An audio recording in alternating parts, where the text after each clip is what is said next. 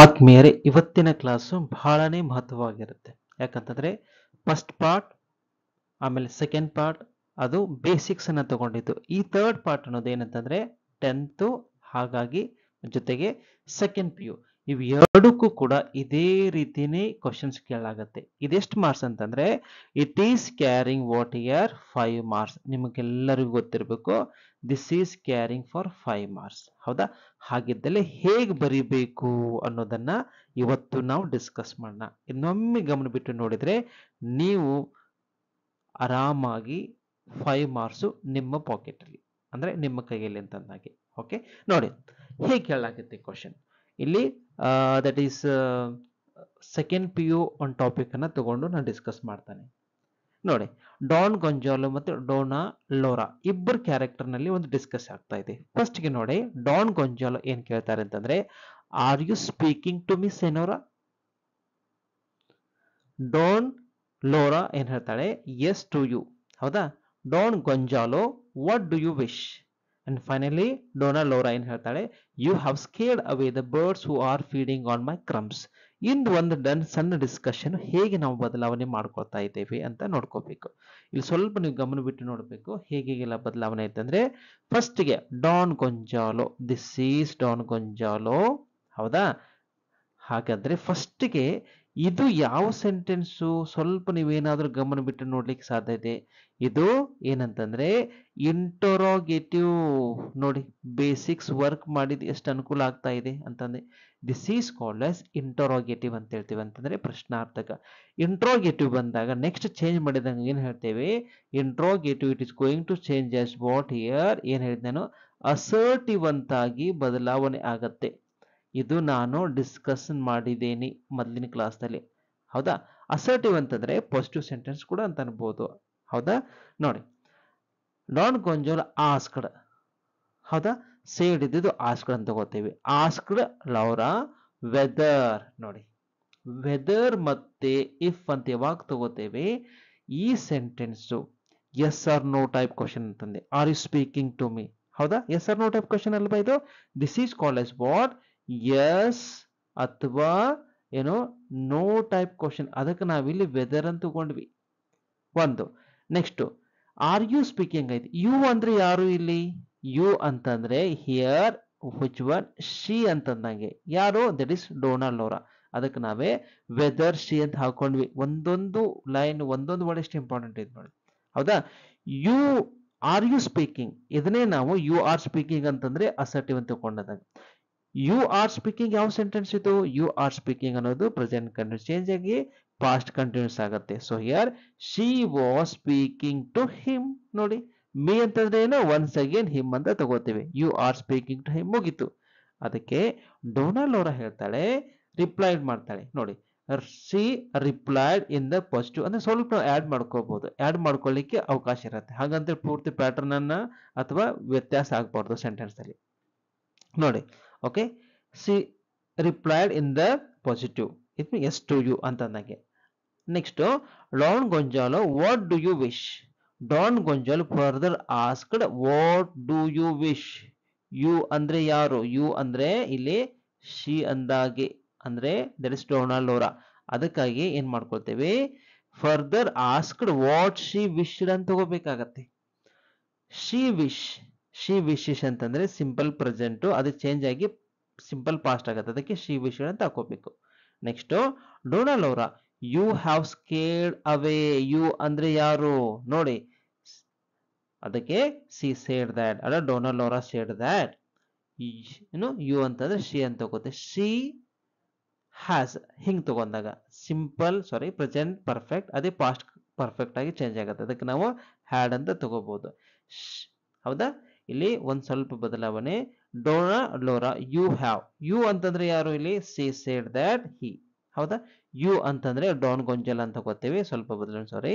ಹಿ ಅಂತಂದ್ರೆ Don Gonzalo. ಅದಕ್ಕೆ ನಾವೇನ್ ಮಾಡ್ಕೊಳ್ತೀವಿ, she said that he had scared away the birds.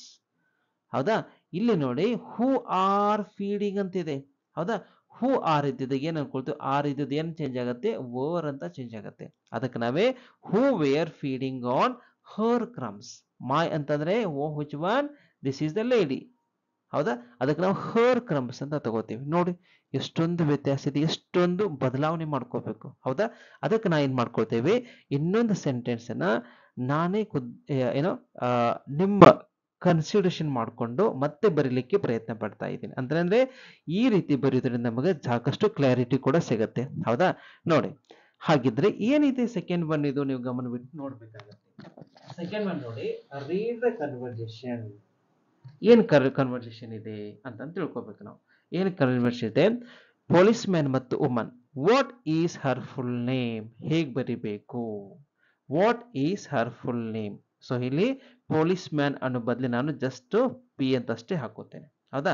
Police man seed ಅಂತ ಇದ್ದಾಗೆ ಅಂಡರ್ಸ್ಟುಡ್. ಅದಕ್ಕೆ ಸೇಡ್ ಇದ್ದದ್ದು ಏನ್ ಚೇಂಜ್ ಆಗತ್ತೆ? ಪೊಲೀಸ್ ಮ್ಯಾನ್ ಆಸ್ಕಡ್ ಅಂತ ಬದಲಾವಣೆ ಮಾಡ್ಕೋತೇವೆ.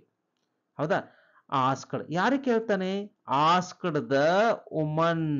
ನೋಡಿ, ಆಸ್ಕಡ್ ದ ವುಮನ್. ಪೆನ್ ಏನಾದ್ರೂ ನೀವು ಬರ್ಕೊಳ್ಬಹುದು. ಹೌದಾ? ಆಸ್ ದ ವುಮನ್ ಏನ್ ಮಾಡ್ಕೋಬೇಕು? What is her full name? ಏನ್ ಬದಲಾವಣೆ ಆಗತ್ತೆ?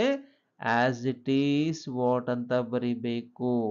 ಇದು ಇಂಟ್ರೋಗೇಟಿವ್ ಇದ್ದಿದ್ದು ಅಸರ್ಟಿವ್ ಅಂತ ಆಗತ್ತೆ. ಬಹಳ ಗಮನ ಇರಬೇಕು. ಅವಾಗ ವಾಟ್ ಹರ್ ಫುಲ್ ನೇಮ್. ನೋಡಿ, what Har full name was. ನೋಡಿ, ಒಂದ್ ಆನ್ಸರ್ ಸಿಕ್ತು ನಿಮ್ಗೆ. ಹೌದಾ? What Har full name was.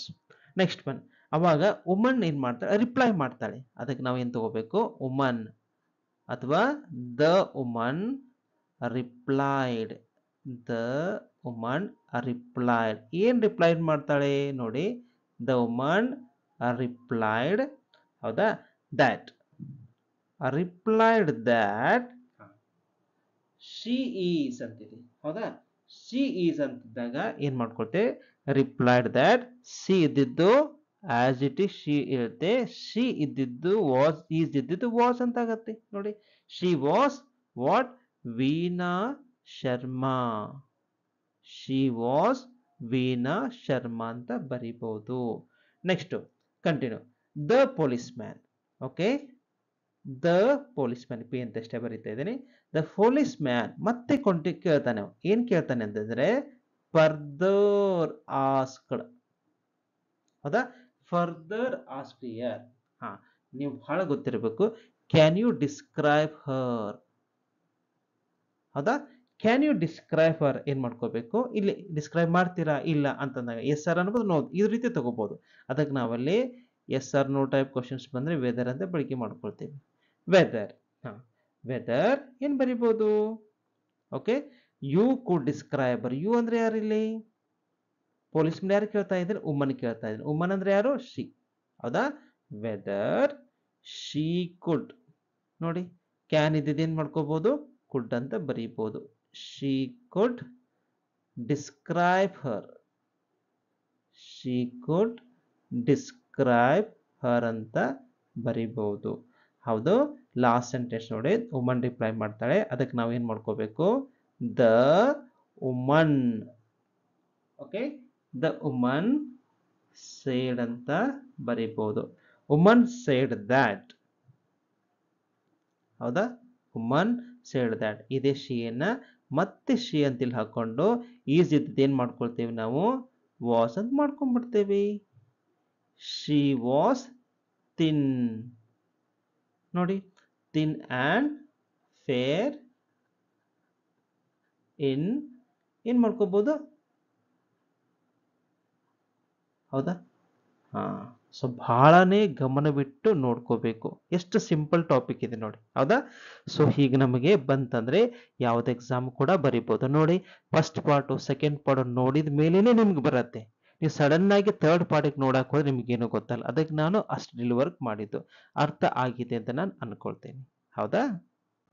ಇದೊಂದು ಸಾಧ್ಯವಾದರೆ ಹೋಮ್ವರ್ಕ್ ಅನ್ನ ಮಾಡಿ ಇದನ್ನ ಮತ್ತೆ ಹೇಗೆ ಬರಿಬೇಕು ಅಂತೇಳಿ ಇನ್ನೊಂದು ಕ್ಲಾಸಲ್ಲಿ ಡಿಸ್ಕಸ್ ಮಾಡಿ ನಿಮ್ಗೊಂದು ಕ್ಲಾರಿಟಿ ಕೊಡ್ಲಿಕ್ಕೆ ನಾನು ಟ್ರೈ ಮಾಡ್ತೇನೆ. ಓಕೆ, ಈ ವಿಡಿಯೋ ಮೀನ್ಸ್ ಈ ಕಾನ್ಸೆಪ್ಟ್ ಅರ್ಥ ಆಗಿದೆ ಅಂತ ನಾನು ಅನ್ಕೊಳ್ತೇನೆ. Thank you so much watching for this video.